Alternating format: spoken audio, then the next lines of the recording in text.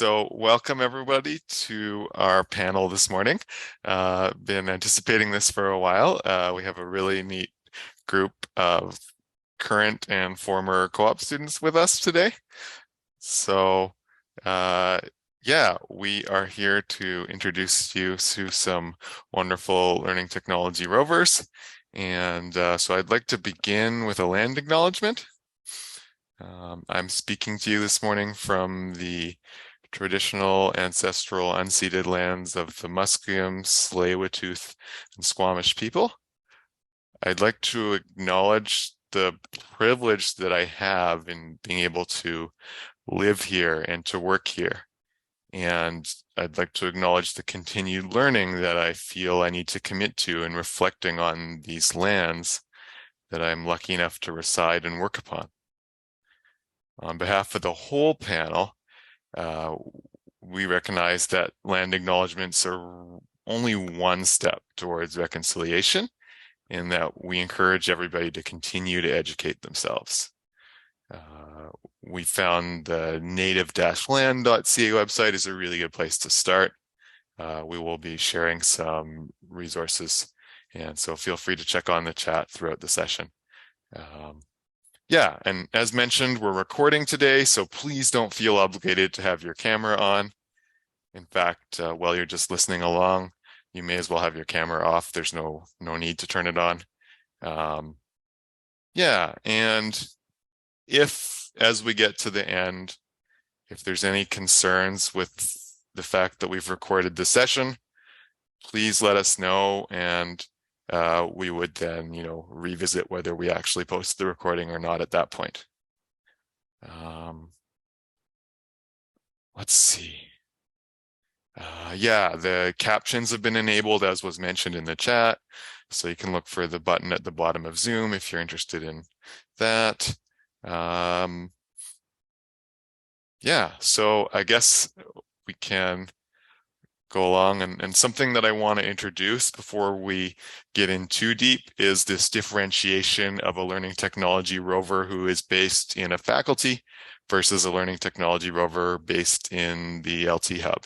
So yeah, the origins of the LTR program was in the faculties, and so CTLT and the Learning Technology Hub collaborated with the faculties, and through the funding that was provided, the faculties hired co-op students to help them out. And so that was how it started. And then in the COVID-19 pandemic, the LT Hub team needed to grow, and we had a lot more support to provide. And so we looked to actually create some rover roles within our team in order to further the capacity and the support that we could provide.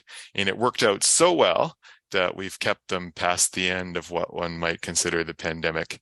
I don't know, does COVID-19 have an end? I don't know, it depends who you ask, I guess. And then there would be debate on when that was. So, but yeah, it's the really co-op students are fantastic, and that's a big part of what today is all about. So I just wanted to differentiate the two groups of rovers, and we have both groups represented today. So the panelists will introduce themselves to you shortly. The other thing I'll say is that we had academic continuity rovers or Canvas tech rovers at different points earlier in time. So just different language for a very similar role. The Canvas tech rovers were during the Canvas implementation project at UBC, and the academic continuity rovers were during the COVID-19 pandemic. So if you've heard those terms, that's where they come from. So yeah, I will turn it over to the panelists, and I think Sam, you're up first to introduce yourself. Yeah, for sure. Good morning, everyone. Thank you for joining our panel.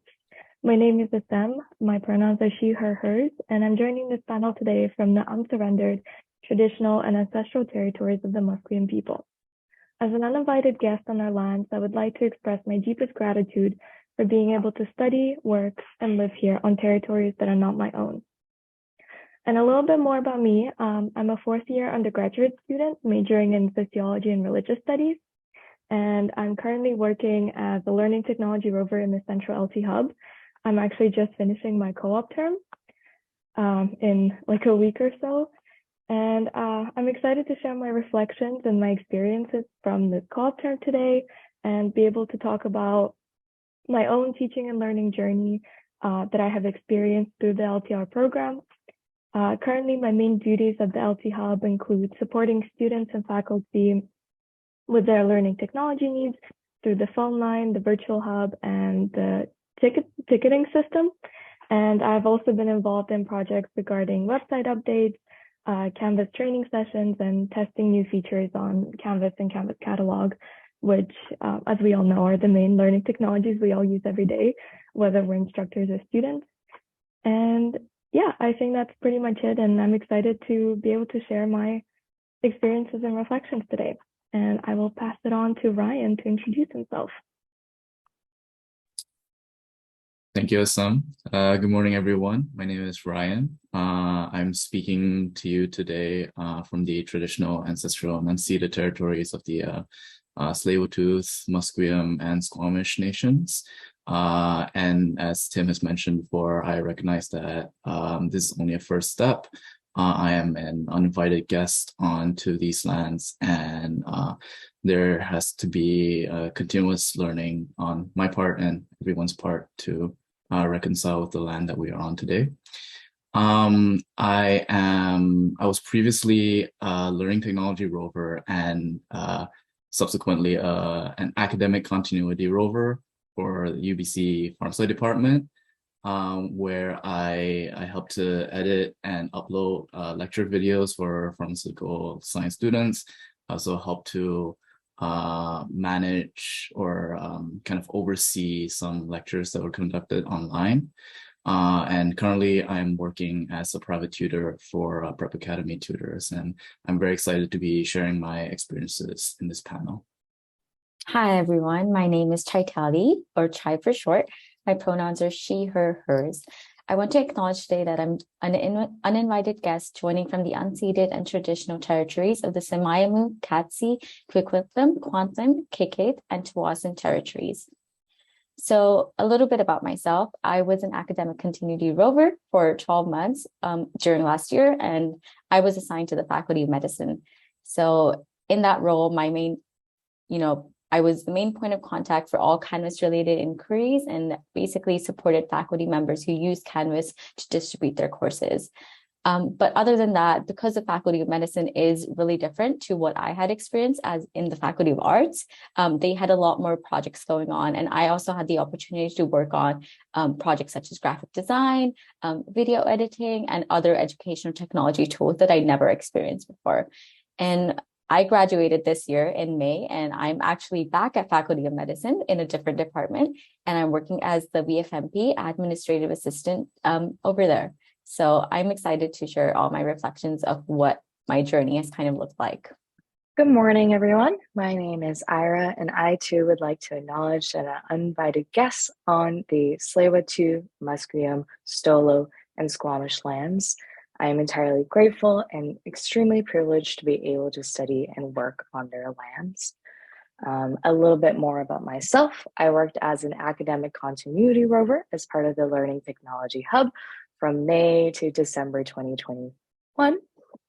A lot of the duties included providing Tier 1 learning technology support, similar to SM, where we were all communicating through our ticketing system, our phone line, or drop-in support. I also helped revamp some of the tool guides available on the LT Hub website, including creating the Peer Scholar Student Guide and revamping the Turnitin guide. As for what I'm doing now, I'm actually entering my 4th and final year as a psychology student here at UBC. And on campus, I worked as an international peer advisor at International Student Advising, and off campus, I work as a behavior interventionist. So lovely to meet you all today. All right. Yeah. Thanks for those wonderful introductions. And yeah, I guess we can probably we can share those resources. I think our slides will actually be posted up after the session on the wiki page, so you'll be able to find them there. And just a few notes. So that's the end of the portion that has slides. And so we're going to move into the more traditional panel part of this now. So hopefully you can see all of our panelists spotlighted here. However, depending on the size of screen or device that you're viewing us from, you might get a slightly different experience, but hopefully this is workable for you. And so how this will work is there are a few set questions that I will ask to the panelists to get us going, and then I would open it up to the audience to ask questions at that point. So if you have a question, feel free to, I think we can use the chat. So feel free to even type your question in the chat, or if you would prefer to state it out loud, feel free to put up your hand or state in the chat that you'd like to ask a question. And then I will do my best to get us through those in the order that they come. So yeah, that's roughly how this will work. And my first question here is for Ira. So we'll get started. Ira, can you tell us, what is the Learning Technology Rover community and how does it fit into UBC? Yeah, it's a wonderful question because I honestly think about it every day. The Learning Technology Rover community is all around us. It's the people who are in front of us here today. And it really wouldn't do them justice to simply call them students who are working across the faculties, because they are truly active and contributing members who make sure that UBC runs smoothly on a day-to-day basis. But most importantly, they're also advocates for students, ensuring that perspectives and their well-being is considered when we provide learning technology support. So I love and appreciate the Learning Tech Rover community because there's still people that I connect with today. Great, thank you, Ira. So the next question is for Sam. What are or were some of the highlights from working as a Learning Technology Rover? Yeah, for sure. So as Ira mentioned, the learning technology community is very tight. And I think that was definitely one of the highlights for me working in this office and being able to really rely on all the other rovers, whether it be through problem solving or troubleshooting tickets together, or simply helping each other cover shifts, or getting advice, and just that general feel of community I really appreciate. And most importantly, I think as a learning technology rover, you help students and you help instructors and you help faculty. And at the end of the day, you feel this immense sense of, gratitude, and you feel like you've actually made a difference to the way people interact with learning technologies. Yeah, I think so. I think for me, really the community part and the meaningful impact that we do have on our UBC community, and like Ira said, we really help, make sure that everything runs smoothly during your courses, and we really help both students and instructors reach the full potential of their courses and get the most out of the course by utilizing so many learned technologies. So I think that was definitely one of the highlights for me. Wonderful, thank you, Sam. So the next question's for Ryan. And so what challenges have you encountered while working as a rover? Yeah, for sure. For my personal experience, I kind of worked as a rover during the COVID pandemic, as was mentioned earlier. And I think for me, other people might have different challenges than me, but part of the challenges that I faced were just the fact that I wasn't like in the office often, or actually at all during my co-op term. So most of the time, there wasn't a lot of like connection between, say, me and the kind of results of the work that I did. I think the office and kind of the whole rover community trying to combat this by making a lot of regular weekly check-ins, which I really appreciated. I think that was a big highlight of kind of working in this community, and I really enjoyed talking to everyone. But it is true that while working from home is great, it does make it a little bit difficult to see the results of what you did, even though there might be a huge impact to students or staff or faculty. Yeah, thank you, Ryan. Yeah, so definitely some good insights about the ups and downs when there was a point where every course was told to move online.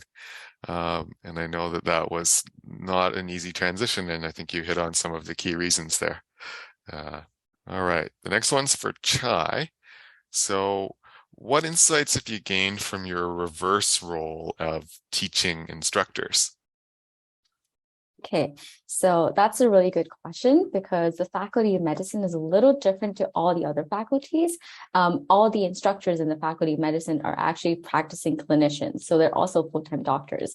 So, recognizing that they're overburdened in our province and they have very limited time, it really gave me an insight on, first of all, the healthcare system, but other than that, it also provided me kind of the skills in how I needed to keep my information precise and clear. The insight basically is that, communication is one of the most important tools. I really recognize the importance of communication and communicating the information across very clearly. The other thing is that,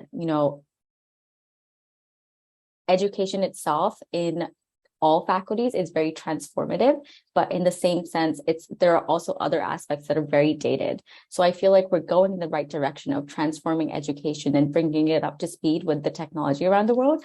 But I feel like there's other aspects that, we're currently working on that still need to be brought up to speed. So these are sort of the insights that I was able to gain while I was teaching faculty, and understanding that they're human beings, and understanding that communication is basically the most important tool. And, for example, if an engineer was able to make the most complex and, useful tool that is out there in the world, but he wasn't able to communicate that across to his audience, that tool is basically useless. So in my role as a rover, I had to learn how to create these communication tools and make sure that the other person basically understood what I was trying to say. Yeah. Oh, thanks for that. It's a good window. It's there's that space of not knowing. We just there's so much else in somebody else's life, and we only get to see one small snapshot during class or during interaction with them. So, yeah, I really like that acknowledgement. Okay, so I've got one more question here for each panelist that is in planned order here, but I encourage the audience to, as I'm going through these last few here, to start thinking of some questions to bring forward, because your opportunity will come up quickly. So yeah, okay. So back to Ira for this one. So how have the teaching and learning dynamics changed in your role as an employee at the university compared with your interactions as a student? Yeah, so after finishing my term at the LT Hub, I did another co-op term, and then I finally went back to school. So it was a really strange transition being a student again, but I think it made me realize how different you are as a student, the role that you have as a student versus an employee. So I think as a student, you truly just, obviously you absorb, you question, and you think a lot about the information that your professor presents in class. But there's very little opportunities for you to present feedback unless you feel comfortable providing that to your professor. I think working as an academic continuity rover is that you are working as part of a team. You are constantly giving feedback, whether that means on projects that you're working on, but also on ways on how to say oh, there's a better way to state this support to this larger group of people. And I think that you're constantly giving feedback, and as an employee, we're working as part of a team. But as a result, it feels like your contribution is a lot more important. It's being felt and it's being heard. And I think there's a lot of that reciprocity of, as an employee, as an academic continuity rover, that I've been really entirely grateful to, because it's just made me more confident in, outside of being an employee, outside of being a student, but just being as a person overall. So yeah, it's really that part of knowing that your contribution is important to that feedback. Next one is for Sam. So how do rovers help with creating and optimizing learning environments? Yeah, that's a great question. I actually thought of like 3 key areas that I think are very relevant to this question and sort of the learning environment as a whole. And I think, like I said at the start, rovers really help both instructors and faculty get the most out of their course. For students, it's to actually follow along and be able to, submit assignments and do things like that. And for instructors, it's to really design courses in a way that makes it very easy to follow for students and very easy to sort of use. And we help with those troubleshooting like issues, or we provide advice. And as rovers, one of the greatest things about being a co-op student is that you're also a student, and you've taken these courses, not so long ago, and you're able to provide feedback to and advice to the instructors from a student perspective. And, you can really use that to your advantage and sort of guide the instructors to use learning technologies in a way that will be beneficial for students specifically. And I think in that way, we really help optimize the learning environment. And as part of our jobs, we also work on projects. So we, for example, for one of my projects, we worked on website updates. And what that involved is testing and going through all the instructions that we provide on our public website. And what that does is not only does it reduce the number of tickets that the LT Hub gets, because we are able to provide clear and concise instructions that, the general public is able to follow. But we also contribute to the way that both students and faculty are able to interact with the website and are able to see the new features that all these learning technologies have, or be able to plan their course based on all these different features and all these technologies, because there's so many of them and they all have a different outcome and they all have a different usage. And so I think we just really help make everything run smoothly. And and we explore and test new features all the time and we document them. So I think that's very helpful for instructors who want to plan a course in a certain way. Yeah, thanks, Sam. Yeah, and there's a lot in there. One point I'm hearing is that the technology is always changing and it can be challenging to keep up. And that includes the instructions on our website. It can be challenging to keep up with. They never move the buttons around in Zoom or Canvas, or they never change the icons or how they're labeled, right? It's always been consistent forever. No, they've never modified any of them. So yeah, no, it's a really good point. Yeah, and I really like that on student perspective too, that you're bringing into those conversations and interactions. So next up for Ryan, how do co-op students play a role to help with student, staff, and faculty well-being? Yeah, that's a great question. And actually, Assam actually touched on a lot of things that I wanted to talk about as well. But I think that faculty, students, and staff, they kind of have their roles that they play and kind of like their job descriptions that they kind of carry out. For professors, for instance, they kind of like manage their courses, and as Sam kind of mentioned, they're trying to design the course in a way that's very easily transferable to the students, and students are there to kind of learn the best from the professors. And in between that, kind of like that communication with the technology is kind of where the co-op students kind of fit in. And I think it's it really helps that these co-op students like us are kind of helping to facilitate that communication because, as mentioned, we were once students as well. We're still students, but we were students that kind of took these courses, and we've had experience being on the other side of that teaching experience. So we know exactly what it's like to be a student navigating the site, what kind of things we wish we could access, how it could have been more accessible to us so that the learning could have been better for us, for instance. So I think, especially for me in my experience, when I was a rover working for UBC FarmSci, I really took that into account as well. It's very interesting to see kind of like the back end of how Canvas looks like, and to really finally know what things you are able to do with the website as well. But to come back to the question, I think this really helps for the well-being of all parties because everyone's able to kind of carry out their job properly, kind of focus on, professors get to focus on just designing the course for students get to focus on learning the best that they can. And us as co-op students in between, we are helping to facilitate that communication. We are really helping to facilitate, our role is to make sure that the technology is appropriate for learning and to make that as easy for the students, faculty, and staff as possible. Yeah, thank you, Ryan. Okay, and I've got one more here before I'll open it up to audience questions. And this one's for Chai.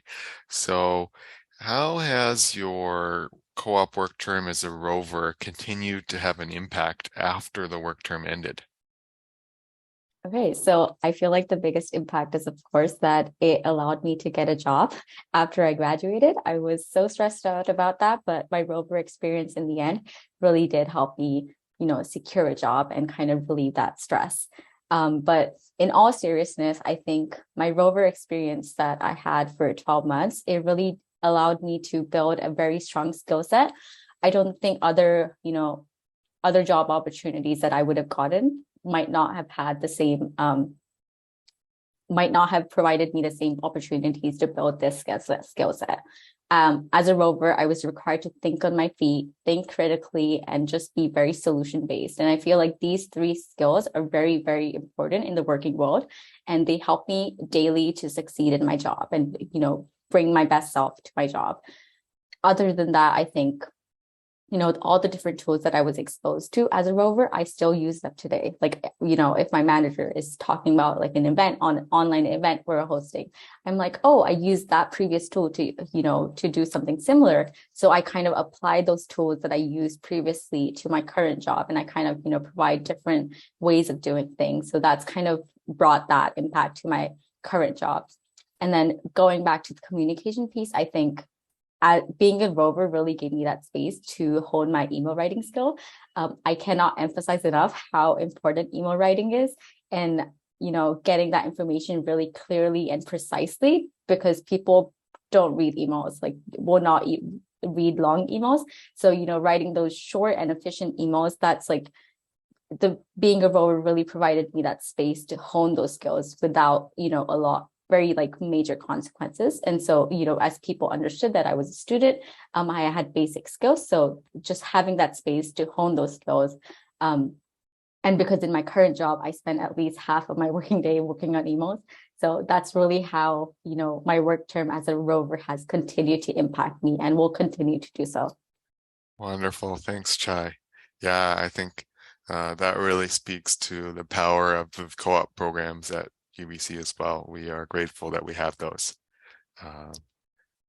Yeah, as a former co-op student myself, co-op is definitely one of the best experiences of going through undergrad here. Yeah, so let's begin to open this up to questions from the audience. So as I mentioned, feel free to raise your hand or to post question in the chat.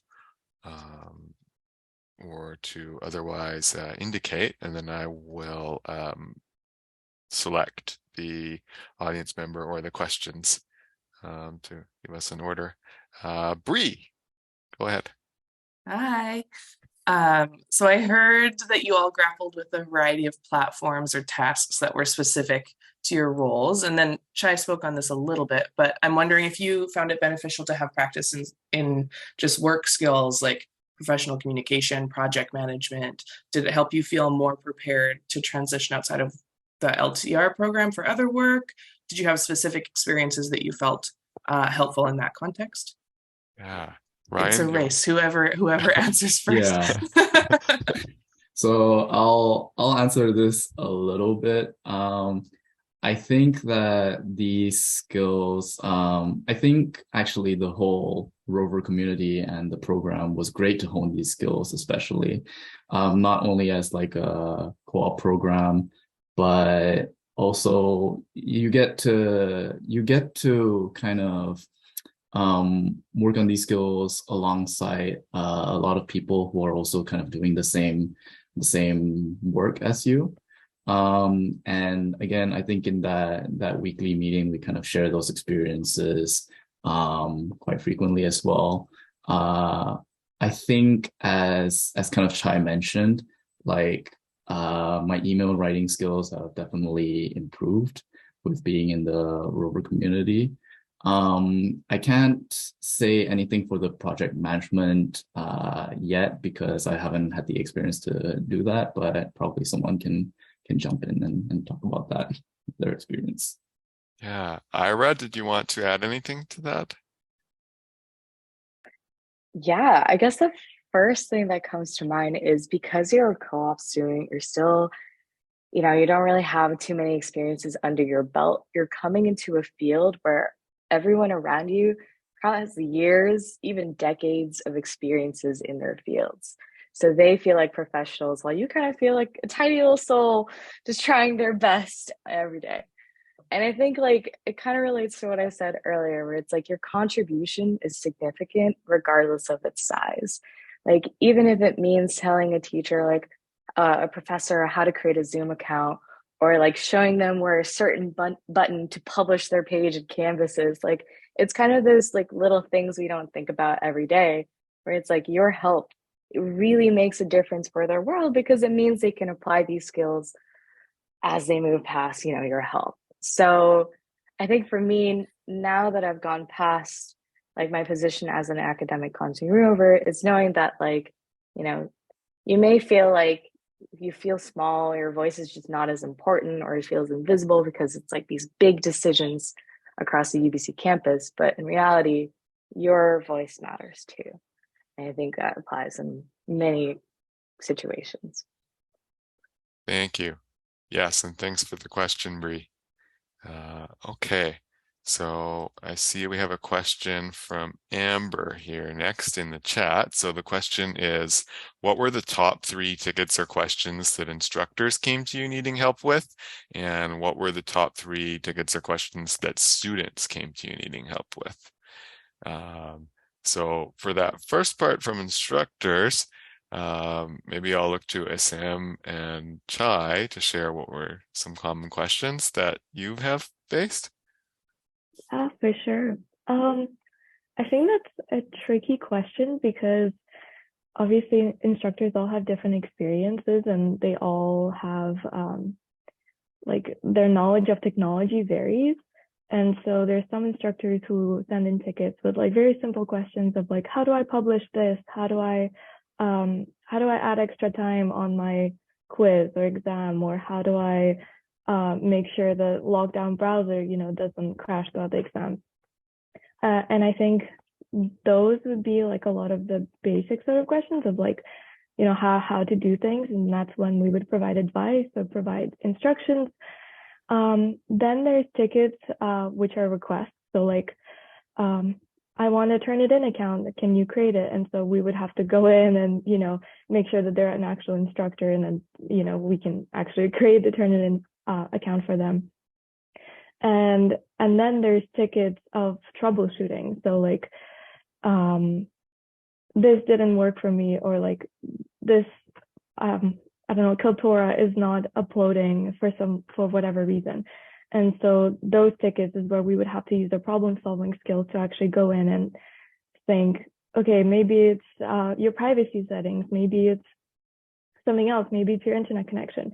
And so we would, ask for more information and work from there. And it's like a little puzzle. And that's why it's so exciting, because it's like you're trying to constantly solve a problem. So yeah, that's why I think it's a difficult question, because the tickets and the questions vary depending on the person.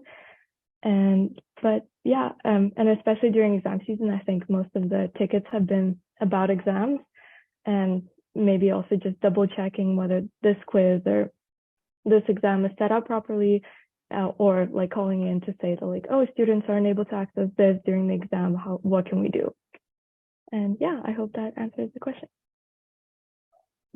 I definitely echo what SM said, and just like, there's all sorts of different requests that we get. And I think in addition to that, the types of requests also vary in terms of the academic schedule. I think at the start of the term, we get very like, how do you publish a module? How do you publish a course? And, all those kind of troubleshooting questions. And then towards like the end of like exam season, like we get a lot of exam questions. It's hard to remember because it was a year ago, but I think the top 3 requests and like questions from instructors that I kind of got were regarding Canvas and how to publish a module. We were also dealing with new quizzes at that time. It was being implemented slowly, but it hadn't been fully implemented. So people were, some people were using old quizzes, some people were using new quizzes, and sort of like the scoring system, just like all that, area. That was a very frequent question that I would get, how should I make a new quiz and how do I use it? And then other than that, I also worked on Entrada, which is a different, it's not similar to Canvas. It's basically Canvas, but for medical students. And Entrada has a very different functionality. So like the instructors use Entrada for, uploading their slides, uploading their lectures and stuff. So yeah, all the main questions that I got regarding Entrada were, where can I access our lectures? Where do I upload our slides and stuff like that? Thank you both. Yeah, and I really like the way that you answered that, SM, because I think something that you covered there is that there is far more than one valid reason in which to reach out for support. It doesn't have to be, I got, big red system error. It could be like if you do see big red system error in Canvas, you should definitely reach out and get some help, whether from your faculty, support within your faculty, or from the LT Hub. We want to help you with that. But it goes beyond that. It's also, how do I complete the task in the system, right? How do I open up the course shell for my students, or how do I get this specific part of the course shell opened to them? And then the other piece that was touched on is, requests. So,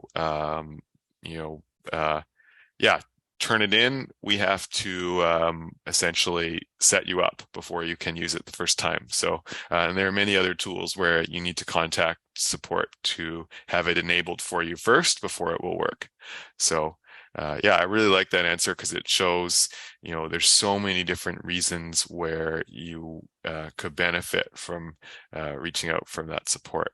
And, no one of them is better than the other. They're all really important. And then, so to maybe start on the student part, Ira, do you want to maybe discuss some of the common questions that you answered from students? Yeah, I would kind of want to reiterate the lesson that Tim and everyone else in the LT Hub always told their co-op students.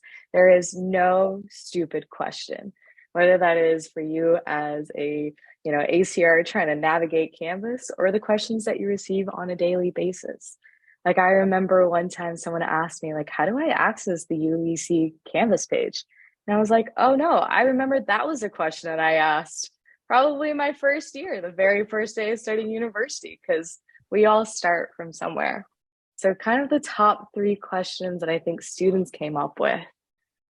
Ooh, yeah, I'm having a hard time because it's a year ago. But I think one was probably, how do I submit something in Canvas, or I submitted something and it didn't end up showing up, or like my professor can't see it? 2, it's definitely around exam seasons, like trying to figure out how to navigate, lockdown browser, especially because of the pandemic. A lot of the classes were online, and we knew lockdown browser presented some issues based on what operating system you use. So ensuring that that ran smoothly for students, also testing it before you went into your exam to know that, hopefully to minimize what kind of risks or issues may come up later. And the third top question someone asked, for some reason, the first thing that comes to mind is actually directing students to better resources or more specific resources that they need. For example, like I remember a student was like, I can't seem to access a Zoom course. And it's like, oh, maybe you can share this LT Hub guide with your instructor, or you can take a look into it to see what you can do more on your end.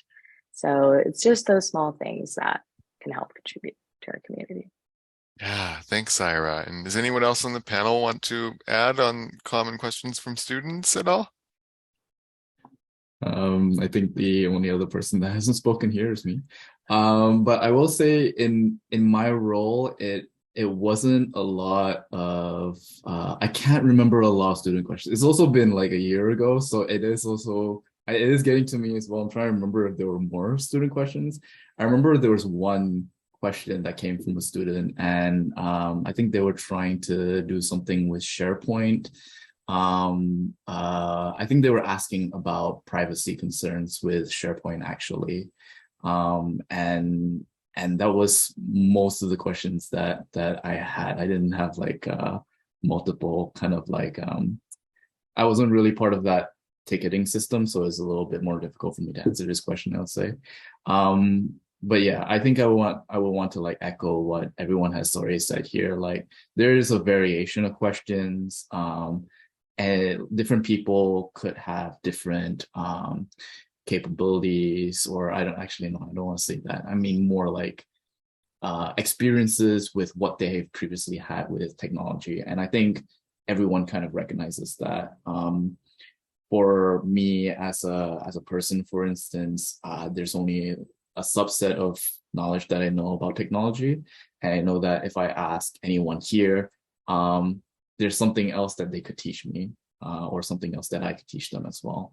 So I think it is important to reiterate that everyone has different experiences with technology, and it's okay to ask these questions, because someone might have the answer to what you're looking for. Yes, we get advanced questions too. That's a great point. SM? Yeah, I just wanted to add on to what Ryan said.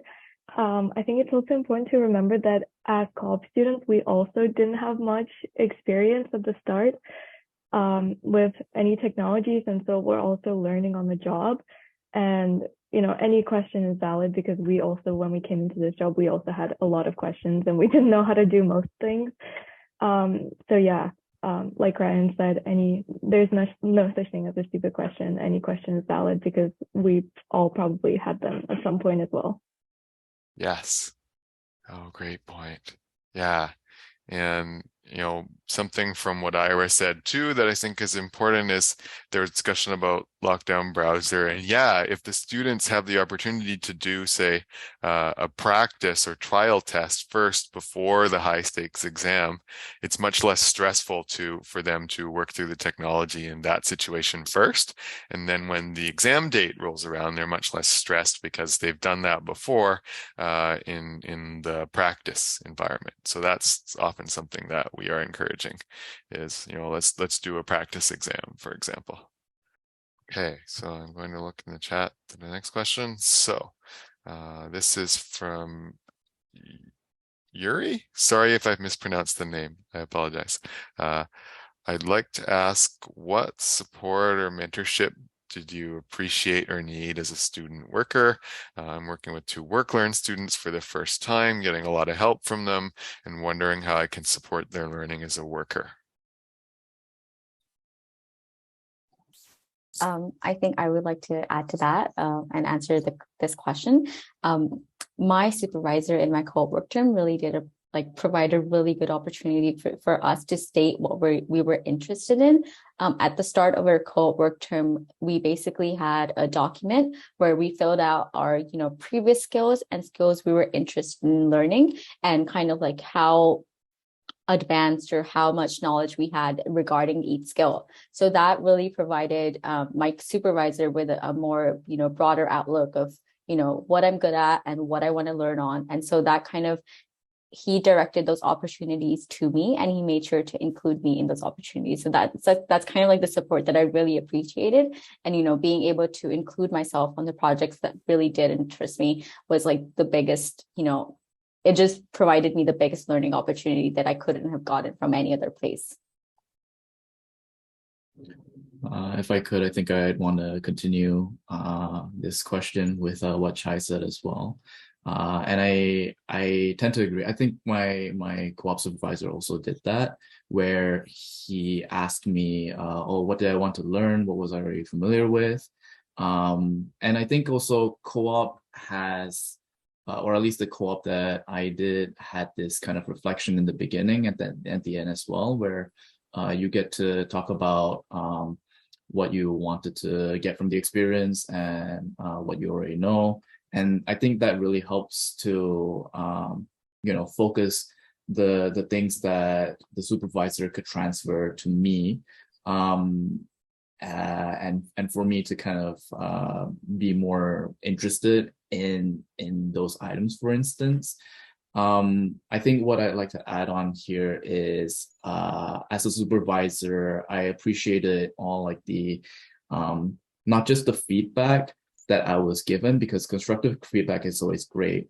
But I also appreciated when he would say, oh, good job with doing this, or kind of like that positive encouragement whenever I did do something nice, because that allowed me to understand what he wanted me to continue doing, or what he wanted me to kind of do more of, in addition to like what I could improve on.